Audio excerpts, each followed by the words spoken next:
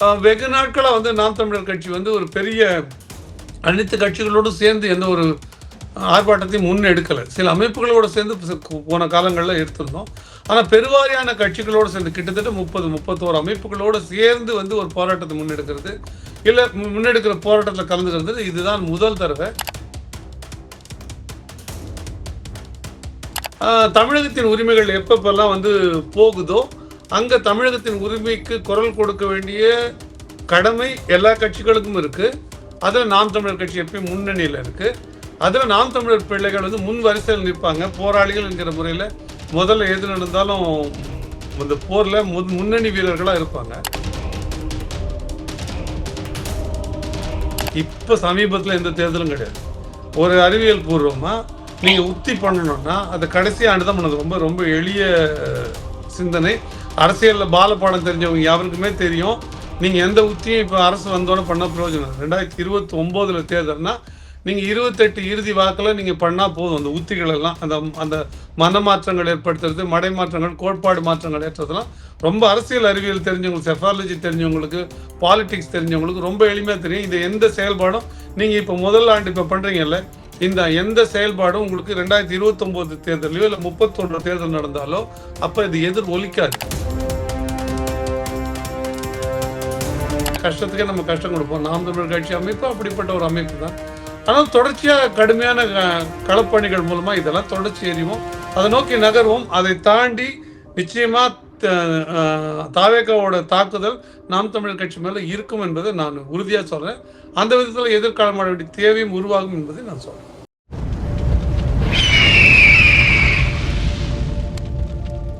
அரசியல் நேயர்களுக்கு வணக்கம். இன்று நம்மோது சிறப்பு வழக்கறிஞர் திரு ஸ்ரீதர் அவர்கள். வணக்கம் சார். வணக்கம் சார். காவிரியில் நமக்கு தர வேண்டிய உபரி நீர் அல்ல உரிமை நீர் அப்படின்றத பற்றியும், மேகதாதுவில் அணை கட்டியே தீர்வோம் அப்படின்னக்கூடிய அந்த கருத்துக்கு எதிராகவும் அனைத்து கட்சி போராட்டம் ஏற்பாடு செய்யப்பட்டிருக்கு. சீமானவர் கூட இதற்கு அழைப்பு எடுத்து வீடியோலாம் வெளியிட்டிருக்காரு. எப்படி பார்க்குறீங்க இந்த அனைத்து கட்சி போராட்டத்தை? இது புதிய தமிழகம் கட்சியோட தலைவர் திரு கிருஷ்ணசாமி அவர்கள் முதல்ல ஒரு கூட்டத்தை ஒருங்கிணைச்சார். காவிரி நீரோட உரிமையை பற்றி பேசுவதற்காக ஒரு ஒருங்கிணைப்பு கூட்டம் நடத்தப்பட்டது. அதில் அனைத்து கட்சி கூட்டம் அழைக்கப்பட்டு நிறைய கட்சிகள் 31 அமைப்புகள் கிட்டத்தட்ட கலந்துக்குச்சு. அங்கே ஒரு தீர்மானம் நிறைவேற்றுறாங்க. அந்த தீர்மானத்தின் அடிப்படையில் நம்ம காவிரியில் கிடைக்க வேண்டிய நீர் நமக்கு உரிமை நீர் தான் தவிர அது உபரி நீர் நமக்கு வரக்கூடாது. அதனால நம்ம அது குறித்து கண்டன ஆர்ப்பாட்டம் நடத்தணும், ஒரு போராட்டம் முன்னெடுக்கணும்னு முடிவு பண்ணாங்க. அதோட விளைவாக தான் வர வெள்ளிக்கிழமை அன்று இந்த போராட்டம் நடைபெறவிருக்கிறது. அதில் நிறைய பேர் கண்டன உரை ஆற்றாங்க. தலைவர்கள் எல்லாம் நிறைய 30 கட்சிகள், 31 கட்சி மற்றும் அமைப்புகள் எல்லாம் சேர்ந்து ஒரு இது நடத்துகிறாங்க. அதில் அண்ணன் சீமான் அவர்களும் கண்டன உரை நிகழ்த்துறாங்க. அந்த கூட்டத்துக்கு எல்லாரும் கலந்துக்கணும் அப்படின்னு சொல்லி எங்கள் நாம் தமிழர் கட்சியை சேர்ந்தவர்களும் அழைப்பு கொடுத்துருக்குறாங்க. அண்ணன் சீமான் அவர்கள் எந்த இதில் கலந்துக்கிட்டாலும் நாங்கள் கலந்து போகிறது ஒரு பக்கம் இருந்தாலுமே, இந்த போராட்டம் என்பது தமிழக நலன் சார்ந்தது, அது தேவையானது, அது நியாயமானது. தமிழகத்தின் உரிமைகள் எப்பப்பெல்லாம் போகுதோ அங்கே தமிழகத்தின் உரிமைக்கு குரல் கொடுக்க வேண்டிய கடமை எல்லா கட்சிகளுக்கும் இருக்குது. அதில் நாம் தமிழர் கட்சி எப்பயும் முன்னணியில் இருக்குது. அதில் நாம் தமிழர் பிள்ளைகள் முன் வரிசையில் நிற்பாங்க. போராளிகள் என்கிற முறையில் முதல்ல எது நடந்தாலும் அந்த போரில் முன்னணி வீரர்களாக இருப்பாங்க. நான் இன்னும் கொஞ்சம் பெருமையோடு கூட சொல்லிப்பேன். நான் அநேகமாக அந்த கூட்டத்தில் கலந்து போகிற கட்சிகள்லேயே முன்னணி கட்சியாக நிறைய கூட்டம் கொண்ட கட்சியாக நாம் தமிழர் கட்சி தான் இருக்கும்னு நான் உறுதியாக நம்புகிறேன். நாங்கள் எல்லாம் அந்த கூட்டத்தில் கலந்துப்போம். இது தகவல். நாம் உரிமை நீரா உபரி நீரா அப்படின்ற கேள்வி இருக்குல்ல, அந்த கேள்வி தானே நம்ம எப்பயுமே முன்வைக்கணும். ஏன் தாவேகா இந்த கூட்டத்தில் இந்த கூட்டத்தை முன்னெடுக்கலை? இது ஒரு முதலமைச்சராக வேண்டாம், முன்னெடுக்க வேண்டாம். இப்போ நாம் முதலமைச்சரை கண்டிக்கிறோம். இது ஏன் நீங்கள் உரிய நடவடிக்கை, மத்திய மாநில அரசுகள் மெத்தன போக்கை கண்டித்து அவர்கள் உரிய நடவடிக்கை எடுக்கல, நாம் கண்டிக்கிறோம். ஆனால் இந்த கண்டனங்கள்லாம் வருவதற்கு முன்பாகவே ஏன் தாவேகா, நீங்கள் அரசு கூட வேண்டாம், தாவேகான்னு ஒரு கட்சி இருக்குல்ல, தாவேகா கட்சி ஆட்சி அமைச்சாலுமே அந்த கட்சி ஒரு கட்சியாகவும் இருக்குல்ல, அந்த கட்சியில் இப்போ எம்எல்ஏவா எம்பியா இல்லாத பொறுப்பாளர்கள் இருக்காங்கல்ல, அவங்க ஏன் கர்நாடக அரசு தண்ணீர் விடாததை குறித்து, அங்கே இருக்கிற காங்கிரஸ் அரசை குறித்து ஏன் ஒரு மத்திய அரசு, அதாவது ஒரு நடுவண் அரசு, ஒன்றிய அரசு இதுக்கு உரிய நடவடிக்கை எடுக்கல, இல்லை உரிய பரிந்துரை வழங்கலை, ஏன் இதில் வந்து மெத்தனை போக்கா இருக்குன்னு ஏன் ஒரு கண்டன நடவடிக்கையை, ஒரு ஆர்ப்பாட்டத்தை, ஒரு போராட்டத்தை ஏன் முன்னெடுக்கலை? ஏன்னா அது ஜனநாயகன் ரிலீஸ் ஆகிற காலம். அந்த 2வது வாரம் வரைக்கும் காத்திருக்காங்க. அது வரைக்கும் மூச்சை பிடிச்சிட்டு இருந்த விஜய் அவர்கள், நான் வந்து ஆகஸ்ட் 4ஆம் தேதி அங்கே போக போகிறேன் அப்படின்னு சொல்லி ரூமரை கிளப்பி விட்டாங்க அந்த கட்சியை சார்ந்தவங்க. ஆனால் அலுவல் பூர்வமாக எந்த விதமான அறிவிப்பும் வரல. ஏதாவது ஒரு அறிவிப்பு அரசுலேருந்து, இல்லை அரசு குறிப்பாக, அல்லது வந்து துறை சார்ந்த அமைச்சர், இல்லை துறை சார்ந்த செயலர் யாராவது ஒருத்தர் முதலமைச்சர் போய் இது பேச்சுவார்த்தை நடத்துவார் அப்படின்னு யாராவது ஒரு அறிக்கை விட்டாங்களா? ஆனால் அவரே போகிற மாதிரியும், அவர் வர வேணான்னு சொல்லி கர்நாடக முதலமைச்சர் சொல்கிற மாதிரியும் காட்சிகள் ஏற்படுத்தப்படுது. இவங்க எப்பயுமே இந்த பில்டப் பெரிய நாயகனாம இருக்கிறாங்களே தவிர, எப்போதான் இவங்க உண்மையாக இருப்பாங்கன்னு எங்களுக்கு புரியவே இல்லை. அப்போ அதுக்குள்ளே இருக்கிற செயல் திட்டம், அதற்குள்ள அவங்களோட தனிப்பட்ட லாபம் நமக்கு தெரியுது. அவர்களோட சினிமா லாபத்திற்காக நம்மளோட உரிமையை நம்ம அடமானம் வைக்க முடியாது. நமக்கு 177.25 டிஎம்சி தண்ணீர் ஆண்டுதோறும் வரணும். அது மாதம் இவ்வளோன்னு கணக்கு வச்சு வரணும். இந்த ஜூலை முடிவுக்குள்ள நமக்கு 40 டிஎம்சி வந்திருக்கணும். ஆனால் 4 டிஎம்சி கூட வரலை. இப்போ இவர் போறேன்னு சொல்ற காலத்துக்கும் மழை பெஞ்சு இவர் மானத்தை காப்பாத்துச்சு. அங்கே மழை பெஞ்சது, அங்கே தண்ணியை நிறுத்திக்க முடியல, அதனால தண்ணியை திறந்து விட்டுருக்காங்க. அதனால இந்த பிரச்சனை வேறு உருவத்தை அடைஞ்சிருக்கு. ஆனால் நீங்கள் நம்ம நான் என்ன கேட்குறேன், இவங்க உபரி ஆயிடுச்சு, இவங்க அணையில் தேய்க்க முடியாது அப்படின்னா, இந்த சஸ்பென்சர் காவா நிறைஞ்சு போச்சுன்னா வண்டியை கூட்டி அந்த ஃபில்லப் பண்ணி எடுத்துன்னு போவாங்கல்ல, வெளியில் விடுவாங்கல்ல, இல்லை ரொம்ப அதிகமாக நம்மளுக்கு குத்தி ரோட்லேயே கூட விட்டுருவாங்கல்ல, அந்த மாதிரி விடுற இடம் தான் தமிழ்நாடா? தமிழ்நாட்டுக்கு நீர் உரிமைன்னு ஒன்று இல்லை. நான் என்ன ஒரு முடிவுக்கு வந்துருங்க. ஆமாம், உங்களுக்கு 177.25 டிஎம்சி இருக்குது அப்படின்னு சொல்லட்டும். அது காவிரி ஒழுங்காற்று குழுவாக இருக்கட்டும், மேலாண்மை வாரியமாக இருக்கட்டும், கர்நாடக அரசாக இருக்கட்டும், ஒன்றிய அரசு, யாராவது ஒருத்தர் இப்படி சொல்லட்டும். அதை பெற உங்களுக்கு உரிமை இருக்குது, அதை நோக்கி நீங்கள் நகரத்துக்கான உங்களுக்கு உரிமை இருக்குது, அதுக்கு நாங்கள் கூட நிற்கிறோன்ட்டு எல்லாரும் சொல்லணும். இப்போ கூட்டணி இருக்கிற இங்கே இருக்கல காங்கிரஸ், தாவேக்காவோட இந்த காங்கிரஸும் சொல்லணும். இந்த காங்கிரஸ் சத்தமே காணுமா, அமுக்குனி மங்க மாதிரி இருக்க இந்த காங்கிரஸ் ஏன் இந்த கருத்தை சொல்லலை? அப்போ இதை காங்கிரஸ் சொல்லணும். இல்லைப்பா, உங்களுக்கு அப்படிலாம் உரிமையே கிடையாது, அவன் விட்டாதான் விடுவான். 177.2 டிஎம்சியில் உங்களுக்கு ஒரே ஒரு டிஎம்சி இல்லை, அப்படி கொடுக்க வேண்டிய பெற உரிமை இல்லைன்னு கர்நாடகா கூட சொல்லட்டும். நமக்கு அதில் ஒன்றும் சிக்கல் இல்லை. அப்படி இல்லைன்னா நம்ம நீர் ஆதாரத்தை தேடிக்கலாம், இல்லை வேறு மாற்று வழி பண்ணலாம். ஏதோ ஒன்று இதில் ஒரு நியாயம் இருக்குல்ல. எனக்கு தண்ணீர் பெற உரிமை இருக்கிறது, இல்லை உரிமை இல்லை. உரிமை இருக்கிறதுனா அதை செயல்படுத்துறதுல என்ன சிக்கல், அதை செயல்படுத்துறதுல பாஜகவுக்கு என்ன சிக்கல், அதை செயல்படுத்துறதுல கர்நாடகாவுக்கு என்ன சிக்கல், அதை செயல்படுத்துறதுல அதை வலியுறுத்துறதுல திமுகவுக்கு காங்கிரஸ்க்கு என்ன சிக்கல்? ஏன் இதை கேள்வி கேட்கல? இவ்வளோ நாள் திமுக கூட சரியான கேள்வி எழுப்பலையே. எதிர்கட்சியாக தாண்டி குதிப்பாங்களே அவங்க. அதிமுக இருந்தப்போ ஏன் தாவேக்கா இருந்தப்போ அதை குதிக்கலை அவங்க? நம்ம அதெல்லாம் சேர்த்து பார்க்கணும்ல. அப்போ அதை ஏன் செய்யலை? நாம கேட்கறது நிச்சயமாக அது வந்து உபரி நீர் எங்களுக்கு வேண்டாம். எக்ஸஸ் வாட்டரு ஓவர்ஃப்ளோ ஆடுது, உங்களால் தண்ணி தேக்கி வச்சுக்க முடியல, மடை உடஞ்சிரும், இல்லை வந்து உங்களுக்கு டேம் உடஞ்சிரும், அணைக்கட்டு உடஞ்சிரும்ன்றதுக்காக இறக்கி விட்ற. நாங்கள் புழக்கடை பகுதி நாங்கள் இல்லை. நாங்கள் புழக்கடை பகுதியில் விடுற மாதிரி தண்ணி எங்களுக்கு நீங்கள் விட தேவையில்லை, எங்களுக்கு உரிமையான நீரை கொடுங்க அப்படின்னு கண்டித்து கேட்குற ஆர்ப்பாட்டம் தான் இது. ஜனநாயக முறைப்படி எல்லோரும் சேர்ந்து கேட்பதுன்றது வரவேற்கத்தகுது. வெகு நாட்களாக வந்து நாம் தமிழர் கட்சி வந்து ஒரு பெரிய அனைத்து கட்சிகளோடும் சேர்ந்து எந்த ஒரு ஆர்ப்பாட்டத்தையும் முன்னெடுக்கலை. சில அமைப்புகளோடு சேர்ந்து போன காலங்களில் எடுத்திருந்தோம். ஆனால் பெருவாரியான கட்சிகளோடு சேர்ந்து கிட்டத்தட்ட 31 அமைப்புகளோடு சேர்ந்து வந்து ஒரு போராட்டத்தை முன்னெடுக்கிறது, இல்லை முன்னெடுக்கிற போராட்டத்தில் கலந்துக்கிறது இதுதான் முதல் தடவை. அதை நான் வந்து ஒரு போக்கில் ஒரு மாற்றமாக பார்க்குறேன். நிச்சயமாக அதில் ஒரு போக்கில் ஒரு மாற்றம் இருக்குது. அப்போ இந்த மாதிரி பொதுவாகவே தனித்து தானே போடுவோம். எல்லா போராட்டங்களும் தனித்து தான் நாம் தமிழர் கட்சி எடுக்கும். தனித்தபடி தான் ஒவ்வொருத்தர்கிட்டையும் போவாங்க, ஒரு போராட்டத்தையும் முன்னெடுப்பாங்க. தனித்தே வந்து எல்லா மறியல் உட்பட எல்லா விதமான போராட்டங்களையும் நாம் தமிழர் கட்சி ஈடுபடும். ஆனால் இன்னொருத்தர் அழைப்புக்கு போகிறதுன்றது எப்பயுமே கிடையாது. இது ஒரு பெரிய கூட்டமைப்பு போல இது செய்யப்பட்டிருந்தாலும் அப்படி போவது நாம் தமிழர் கட்சியோட செயல்பாட்டில் ஒரு மாற்றமாக தான் நான் பார்க்கிறேன். அது தமிழக நலனை பார்க்கும்பொழுது மற்றவர்களை தள்ளி வச்சுட்டு போகலாம், அது சரிதான்றதும் நான் பார்க்கிறேன். இத வெறும் இந்த போராட்டம் மட்டும் எடுத்துக்கலாமா, இல்ல தேர்தல் யுக்தியிலே இது மாற்றமா பார்க்கலாம்? ரெண்டா பார்க்கலாங்க. ஒண்ணு, நாம் தமிழர் கட்சி எப்பொழுதும் தேர்தல் உத்திகளை பயன்படுத்துவதில்லை. அதனால அந்த உத்தின்ற கேள்விக்கு அதுல வேலை இல்லை. நீங்க சொல்றபடி ஒரு அரசியல் பார்வை அப்படிதான்ப்பா சொல்லுவாங்க, யாரோ 4 பேர் பேசுவாங்கல்ல, அதெல்லாம் கிடையாதுப்பா, அவங்க இதுக்காக தான் இப்பயே நகர்ந்து வராங்க. ஒரே ஒரு சின்ன விஷயம்தான். இப்போ சமீபத்தில் எந்த தேர்தலும் கிடையாது. ஒரு அறிவியல் பூர்வமாக நீங்கள் உத்தி பண்ணணும்னா அதை கடைசி ஆண்டு தான் பண்ணது. ரொம்ப ரொம்ப எளிய சிந்தனை. அரசியலில் பாலப்பாடம் தெரிஞ்சவங்க யாருக்குமே தெரியும். நீங்கள் எந்த உத்தியும் இப்போ அரசு வந்தோடனே பண்ண பிரயோஜனம். 2029 தேர்தல்னா நீங்கள் 28 இறுதி வாக்கில் நீங்கள் பண்ணால் போதும். அந்த உத்திகள் எல்லாம் அந்த அந்த மனமாற்றங்கள் ஏற்படுத்துறது, மடை மாற்றங்கள், கோட்பாடு மாற்றங்கள் ஏற்றதெல்லாம் ரொம்ப அரசியல் அறிவியல் தெரிஞ்சவங்களுக்கு, செஃபாலஜி தெரிஞ்சவங்களுக்கு, பாலிடிக்ஸ் தெரிஞ்சவங்களுக்கு ரொம்ப எளிமையாக தெரியும். இது எந்த செயல்பாடும் நீங்கள் இப்போ முதல் ஆண்டு இப்போ பண்ணுறீங்கல்ல, இந்த எந்த செயல்பாடும் உங்களுக்கு 2029 தேர்தலையோ இல்லை 31 தேர்தல் நடந்தாலோ அப்போ இது எதிர் ஒலிக்காது. ரொம்ப அடிப்படை அறிவியல் அது. அரசியல் அறிவியல் தெரிஞ்சு யாருக்கும் தெரியும். அப்போ அது வேலை செய்யாது. அப்போ அது உத்தி கிடையாது. இது ஒரு ஒரு போராட்ட குணம் தான். இது நம்ம உரிமையை பெற்றுத்தரணும். அது தமிழகத்துக்கான உரிமை. அது ஏதோ போன போக்கில் கொடுக்கறது, அது ஒன்றும் பிச்சை போடுற பொருள் இல்லை.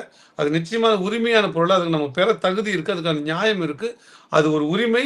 அது 30 ஆண்டு கால பயிற்சியில் இதில் சண்டையில் நீதிமன்ற போராட்டங்களில் உறுதி செய்யப்பட்டு, குறைக்கப்பட்டாலும் உறுதி செய்யப்பட்டு இறுதி நிலைப்பாடை எட்டி இருக்கிற ஒரு நீர் அளவு. அந்த நீர் அளவு உச்ச நீதிமன்றம் வரைக்கும் அரசு இதழில் வெளியிடுற வரைக்கும் போய் நடந்திருக்கிற இந்த நிகழ்வை நீங்கள் எனக்கு உரிமையாக தான் கொடுக்கணுமே தவிர உரிய காலத்தில் கொடுக்கல. எங்களுக்கு தண்ணி இல்லை, நீங்கள் உங்களுக்கு தண்ணி இல்லை, எங்களுக்கு தானே தண்ணி இல்லை. அது உங்களுக்கு மட்டும் சொந்தமா? உங்களுக்கான மழை எங்கே பெய்யுது? உங்கள் இடத்துலேருந்து பெய்யுதா? நீங்கள் கர்நாடகாவில் பெய்கிற மழை, இந்த நீர்ப்பகுதிகளில் பெய்கிற நீர்பிடிப்பு பகுதிகளில் பெய்கிற மழை கர்நாடகாவோட மேகங்களா? அங்கே பெய்த மேகங்களா? அங்கே எங்கேருந்தோ வருது உலகம். எங்கேருந்து எல்லைகளை தாண்டி மேகம் திரண்டு வருது. அப்படி வர மேகத்து திரட்சியிலேருந்து தானே வருது. அப்போ அது என்ன உங்கள் தண்ணியா? அப்போ மேகம் ஏன் உங்ககிட்ட பெஞ்சதுன்னு கேட்கணும். உங்கள் நிலத்தில் பெய்யறதுனால, உங்கள் வரையறைக்குள்ளே பெய்யறதுனால அது உங்கள் நிலமா? பன்னாட்டு ஒப்பந்தங்களே இருக்குது. எப்பயுமே மேல்மடைக்காரர்களை விட கீழ்மடைக்காரர்களுக்கு தான் தண்ணீரில் உரிமை இருக்குன்னு இருக்கு. அப்போ அந்த உரிமை இருக்கு இல்லையா? அது நீங்கள் என்னமோ போனால் போகுதுன்றதோ இல்லை எங்களுக்கு தண்ணி, உங்களுக்கு தண்ணி இல்லை, எங்களுக்கு தண்ணி. தண்ணி இல்லையா? 100 லிட்டர் தான் இருக்கா? கர்நாடகத்துக்கு 50 லிட்டர், எனக்கு 50 லிட்டர். அப்படி தானே இருக்க முடியும். நீங்கள் பிடிச்சி வச்சுக்கிற இடத்துல, சாவி வச்சுருக்கிற இடத்துக்காகவே நீங்கள் எனக்கு சோத்தை கொடுக்க மாட்டேன், காவல் இருக்கிற நீங்கள் தின்னுடுவேன்னு அர்த்தம். இப்போ ஒரு ஒரு ஒரு அறை இருக்குங்க. அந்த அறையில் உணவுப் பொருள் இருக்குங்க. சாவி ஒருத்தர்கிட்ட கொடுத்துருக்கோங்க. சாவி ஒருத்தர் கொடுத்துருக்கோம். ஆனால் அந்த அறையில் இருக்கிற உணவு தின்றதுக்கு 2 தரப்புக்குமே உரிமை இருக்குதுன்னா, சாவி வச்சிருக்கிற தரப்பு மட்டும் திறந்து தின்னுவேன்னு சொன்னால் எப்படி ஒரு அநியாயமோ, அதுபோல் அணை கட்டுப்பாட்டை வச்சிருக்கிற அந்த பகுதியில் அணையை வச்சிருக்கிற நீர்பிடிப்பு பகுதி வச்சிருக்கிற கர்நாடகா எங்களுக்கு மட்டும்தான் சேரும் சொல்றது அபத்தமானது, அர்த்தமற்ற வாதம். அப்போ இதுதான் எனக்கும் தான் அதில் உரிமை இருக்கு. அப்போ நீ விடாத, நீயே வச்சுக்க. நீ ஏன் இப்போயே திறந்த? 4 நாளைக்கு முன்னாடி ஏன் தண்ணி திறந்த? நீ வச்சுக்க வேண்டியது தானே. அந்த வடிவ சொல்ல வீரம் தானே இப்போ பண்ண நீன்னுவாங்க. அந்த மாதிரி நீ வச்சுக்க வேண்டியது தானே, வீரம் தானே, தண்ணி வேணும் தானே, வச்சுக்க வேண்டியது ஏன் திறந்து விட்ட? அப்போ நாங்கள் என்ன குப்பை தொட்டியா? தேவைன்னா தின்னுட்டு மீதி போடுற இடமா? நாங்கள் கழிவறையா? நாங்கள் தேவை கழிச்சிட்டு போகிற இடமா? தமிழ்நாடு அப்படிப்பட்ட இடமா? உங்களுக்கு தேவையில்லைன்னா தண்ணி திறந்து விடுற இடமானதான் கேள்வி. அப்போ எங்களுக்கு தேவை உபரி நீர் இல்லை. நீ காலத்துக்கு கொடுக்க வேண்டிய உரிமை நீரை கொடுத்தினாதான் உபரி நீரை திறக்கிறதுக்கு உனக்கு உரிமை இருக்குன்றது தான் தமிழர்களுடைய வாதம். தமிழ்நாட்டில் குடியிருக்கிற ஒவ்வொருத்தருடைய வாதமாக இருக்க முடியும். அதைத்தான் நம்ம கேட்குறோம். அதை நீங்கள் இவ்வளோ நாள் செய்யலை. மழை பெஞ்சதுனால நீங்கள் தப்பிக்கலாம். ஏன்னா மழை பெஞ்சிச்சு, இந்த சிக்கலில் தண்ணி வருதுன்றதுனாலே இந்த சிக்கலை கடந்து போனோம்னா அடுத்த ஆண்டு இதை விட மோசமான ஒரு நிலைப்பாடை தாவேக்கா அரசு எடுக்கும். காங்கிரஸ் கூட இருக்கிறதுனாலவே கூடி குதூகலிக்க, கும்மாளம் அடிக்க அந்த வேலையை செய்யும். பாஜக ஏற்கனவே பாஜகவை கண்டா கடுமையாக பயப்படுற அரசு தாவேக்கா அரசு. அந்த அரசு நாளைக்கு பாஜகவுக்கு ஏதோ ஒரு காரணத்துக்காக பயந்துட்டு தண்ணீரை கொடுக்காம இருக்கும். ஏன் நாளைக்கு அங்கே பாஜகவிற்கு கர்நாடகாவில் காவிரி நீரை வைத்து கர்நாடக அரசியலில் அவங்களுக்கு முதலமைச்சர் பதவியை பிடிக்கிறதுக்கான ஒரு அரசியல் இருக்கு. அந்த அரசியலுக்காக அடுத்த ஆண்டு தேர்தலுக்காக வருகின்ற தேர்தலுக்காக தண்ணீர் கொடுக்க விடாம பண்ணுவாங்க. அப்போ அந்த அழுத்தத்தை இப்போதுலேருந்தே உருவாக்கணும். அப்போ நீங்கள் இப்போதுலேருந்து தாவேக்காவை கேள்வி கேட்டால் தான் அடுத்த ஆண்டு அதை நோக்கி நகர முடியும். அதெல்லாம் மனசில் வச்சுக்கிட்டு தான் இந்த போராட்டத்தை முன்னெடுக்கிறது. அதனால தான் இந்த கேள்வி, இது உரிமை நீரா உபரி நீர் அப்படின்ற கேள்வி அதுலேருந்து தான் வருது. இப்போ அந்த விதத்தில் நாம் தமிழர் கட்சி இந்த போராட்டத்தில் கலந்துக்கிறது தேவையானது, காலத்தின் கட்டாயம், ஏன் சரியானது என்று கூட பார்க்குறோம். எங்கே இருந்தாலும் இந்த குரல் தனித்தும் கொடுக்கக்கூடிய குரல் தான். 4 பேர் சேர்ந்து கொடுக்கும்போது அதுக்கான சூழ்நிலையும் அதுக்கான தேவை இருக்கும் பொழுதும் 4 பேரோட சேர்ந்து கொடுக்கறது சரியானது என்று தான் நான் பார்க்கிறேன். இதை தொடர்ந்து உங்கள் கட்சியோட பொறுப்பாளர் பாக்கியராஜன் சமீபத்தில் ஒரு பதிவு ஒன்று போட்டிருந்தார். நாம் தமிழர் கட்சியை ஆதரிக்காத தமிழ் தேசியவாதிகள் கூட இருக்கலாம், ஆனால் நாம் தமிழர் கட்சியை எதிர்ப்போம் நிச்சயம் தமிழ் தேசியவாதியாக இருக்குது, தமிழ் தேசிய துரோகி அப்படின்ற ஒரு விஷயத்த பதிவு பண்ணியிருந்தார். பொதுவாக இப்போ தமிழ் தேசியம் சரிதானே, அது சரிதானே. நீங்கள் உட்டோப்பியன் தேரின்னு ஒன்று இருக்குங்க. 100 விழுக்காடு அப்பல் கட்டல், அதாவது ஓவிய திருத்தம்னு சொல்லுவாங்க. ஓவிய திருத்தம்னா என்ன அர்த்தம்னா, நீங்க எப்படி நினைக்கிறீங்களோ அப்படி நீங்க வரைஞ்சிக்கலாம். உங்க விருப்பம். ஒரு ஃபோட்டோவ நீங்க அப்படி எடுக்க முடியாது. ஃபோட்டோ எப்படி இருக்கோ அப்படிதான் எடுக்க முடியும்.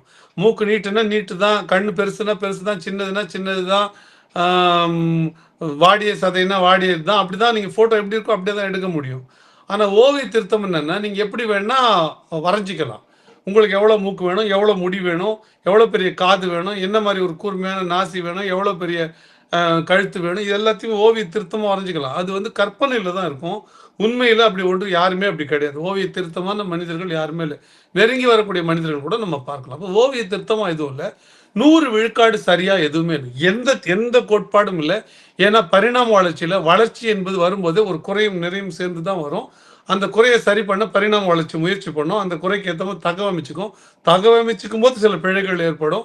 அப்படிதான் வளர்ச்சிக்குள்ள வரும். அப்படி இருக்கும்பொழுது, ஏதாவது 1, 2 பிழைகள் இருக்கலாம். சில குற்றங்கள் கூட இருக்கலாங்க. அப்படி வந்து உட்டோப்பியன் தியரியா ஒரு அமைப்பு வளர முடியாது. எல்லாம் ஊர்ல எல்லாருக்கும் தெரியும். அப்படி ஒரு அமைப்பு உலகம் பூரா எங்கேயுமே இல்ல. அப்படி இருந்தா ஒரு கற்பனாவாதம். அதான் உட்டோப்பியன் தியரி. அப்படி கற்பனாவாதத்துல இல்ல.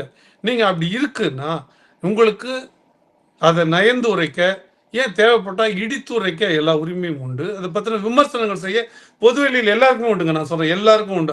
அது தமிழ் தேசியவாதிகள் உட்பட சொல்றேன். ஆனா குறுக்கு சால் ஓட்டுறது, கழுத்த அறுக்கிறது, முதுகுல குத்துறது, இது போன்ற வேலைகள் செய்யறதுக்கு உரிமை கிடையாது. அப்படி செய்யறாங்கன்னா, அவர்களுக்கு பின்னால 2 காரணங்கள் இருக்கலாம்னு நினைக்கிறேன். ஒண்ணு வந்து தன்னோட அறிவுத்திறனை காட்டணும் அப்படின்றதுக்காக இன்டலெக்சுவல் அரகன்ஸ்ன்னுவாங்க. இன்டலெக்சுவல் இச்சிங் இருக்கும்.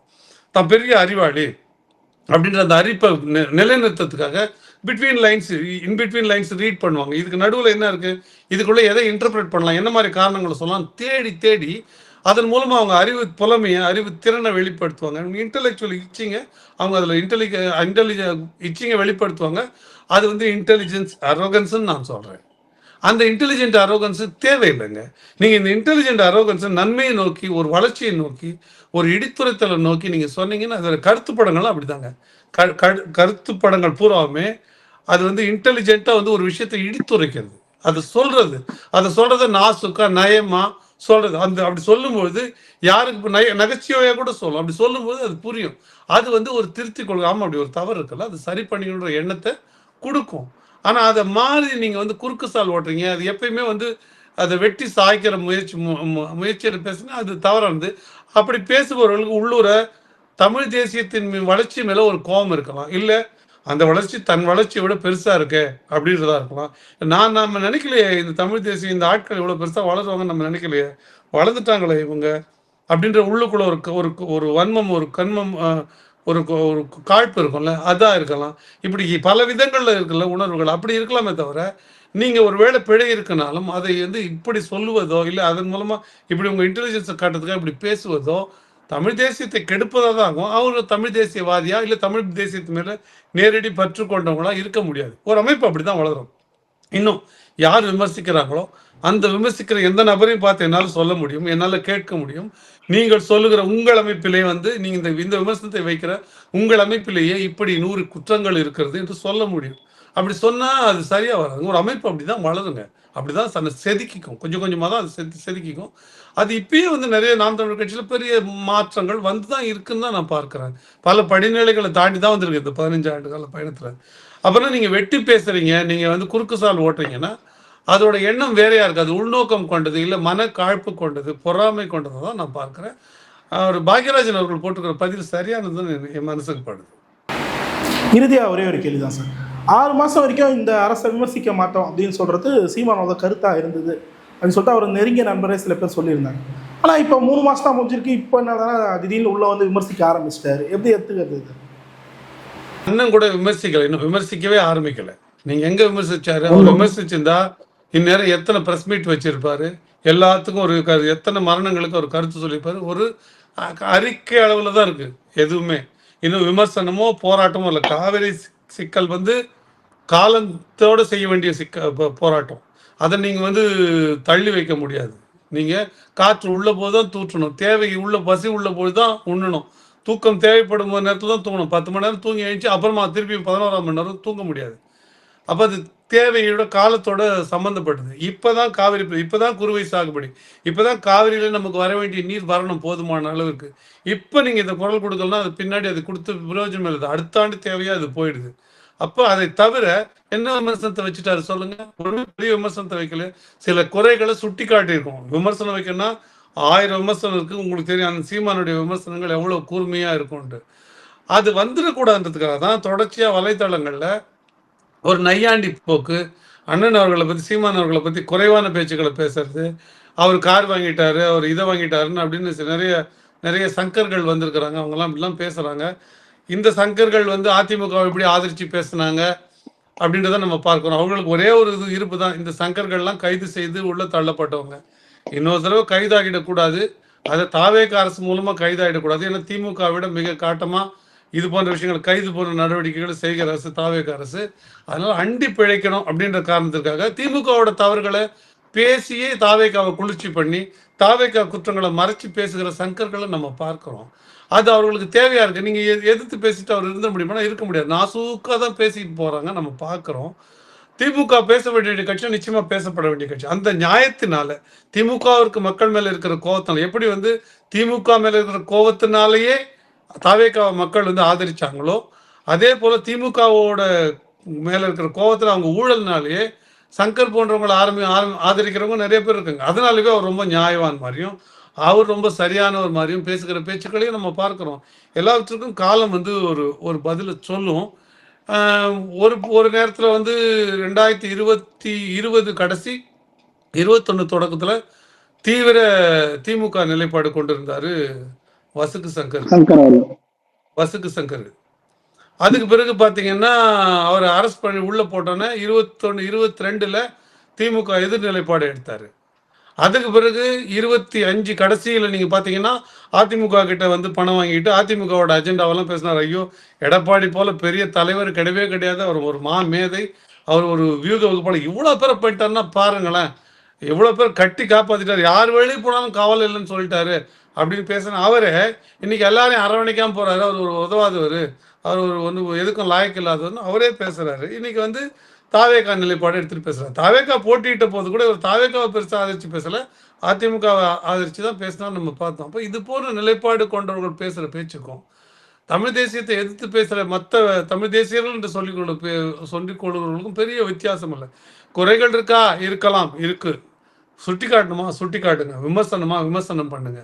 ஆனால் குறுக்கு சால் ஓட்டுறது, வெட்டி சாய்க்கிறதுன்றதான் உங்களுடைய நோக்கம் வந்து தவறானது. இல்லை ஒரு அமைப்பு எப்படி வளரும்ன்ற அறிவியல் புரிதல், வரலாற்று புரிதல், இல்லை முன் அனுபவங்கள் உங்களுக்கு தெரியல அப்படின்றது தான் நான் பார்ப்பேன். அப்போ இதெல்லாம் காலத்தை தாண்டி தான் போனோம். இன்னொன்று சொல்கிறேன் நான், when the going gets tough, the tough gets going-னுவாங்க. நீங்கள் வந்து ஊழை முப்பக்கம் காண்பார்னுவாங்க. நம்ம இடும்பைக்கு இடும்பை படுப்ப, இடும்பைக்கு இடும்பை படாதவர்னுவாங்க. கஷ்டத்துக்கே கஷ்டம் கொடுப்பாங்களாம், கஷ்டத்தை கண்டு கஷ்டப்படாதவங்க. இப்போ நாம் வந்து இதுக்கெல்லாம் கஷ்டப்படுற ஆளுங்களை கஷ்டத்துக்கே நம்ம கஷ்டம் கொடுப்போம். நாம் தமிழர் கட்சி அமைப்பு அப்படிப்பட்ட ஒரு அமைப்பு தான்.